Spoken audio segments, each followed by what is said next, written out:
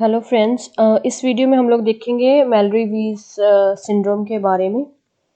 Malory-Vs syndrome के बारे में भी एमसीक्यू में पूछा जाता है कि इसके सिम्टम्स क्या होते हैं और इसका जो डिफरेंशियल डायग्नोसिस क्या होता है मैलरी-वीज़ सिंड्रोम का और इसका कारण क्या है, what is the cause behind. So Malory-Vs syndrome ये रिलेटेड है हमारे ओएसोफेजियो-गैस्ट्रिक जंक्शन से। ये है हमारा ओएसोफेगस और ये है हमारा स्टमक। तो ये है हमारा ओएसोफेगस गैस्ट्रो जंक्शन, जहाँ पर ये इसकी जॉइनिंग होती है, वहाँ से रिलेटेड ये डिजीज़ है। इसके अंदर क्या होता है कि सडन फोर्सफुल वॉमिटिंग की वजह से, इंट्रा अब्डोमिनल प्रेशर इंक्रीज हो जाने की वजह से जो है टीयर या फिर आप कह सकते हो लैसिरेशन हो जाती है ओएसोफेजियल एंड्स के ऊपर, और जिसमें से ब्लीडिंग स्टार्ट हो जाती है। तो हम इसको कहेंगे कि पेशेंट जो कि जिसको ब्लीडिंग वाली वॉमिटिंग हो गई है, या हम जिसको बोलेंगे कि हेमेटोमेसिस हो गया है पेशेंट को, तो उसके अंदर मैलरी-वीज़ टीयर हो सकता है, आप कहते हो, या फिर मैलरी-वीज़ सिंड्रोम का वो डायग्नोसिस हो सकता है। तो क्या होता है इसके अंदर, मैलरी-वीज़ सिंड्रोम के अंदर हमें पेशेंट का ग्लॉटिस नहीं खुल पाता है और उसके अंदर ज़्यादा इंट्रा एब्डोमिनल प्रेशर होने की वजह से क्या है, टीयर हो जाता है उसके अंदर। ये हमें नज़र आ रहा है इस पिक्चर के अंदर, ये हमारा लेरिंक्स है और इसके अंदर ये हमारे ग्लॉटिस नज़र आ रहे हैं वोकल कॉर्ड्स के साथ।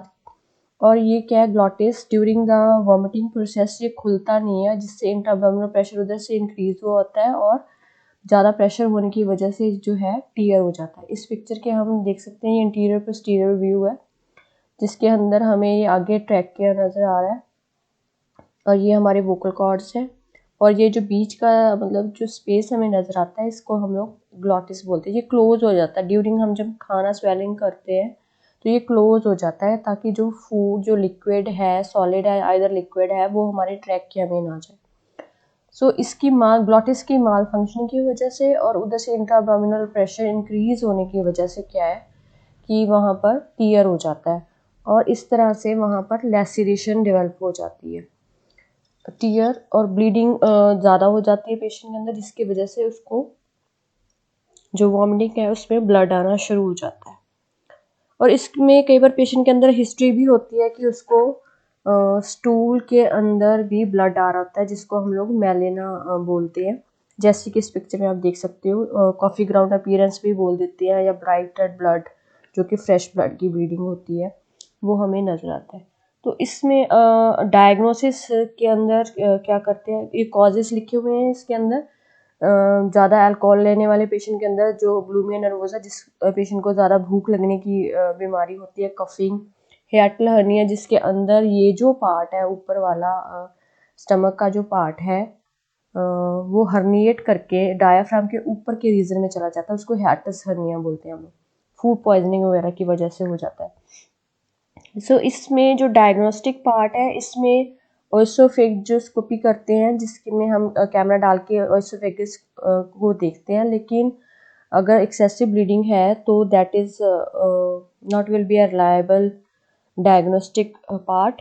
बेरियम ओएसोफेगोग्राम, जिसके अंदर हम बेरियम व्हील एक्सरे करते हैं, वो भी इस टाइम पे इट्स नॉट नेसेसरी कि अगर मैलरी-वीज़ टीयर हुआ है और उस टाइम पे वो हमारे लिए इतना काम का नहीं है।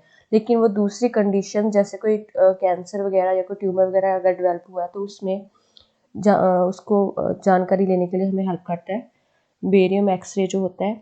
और हम लोगों को क्या करना पड़ता है, सीलियक एंजियोग्राफी जो है वो हमें एंजियोग्राफी मतलब मदद कर सकता है, जिससे हमें ये पता चले कि यहाँ पर वाकई टीयर हुआ है और वो मैलरी-वीज़ टीयर है।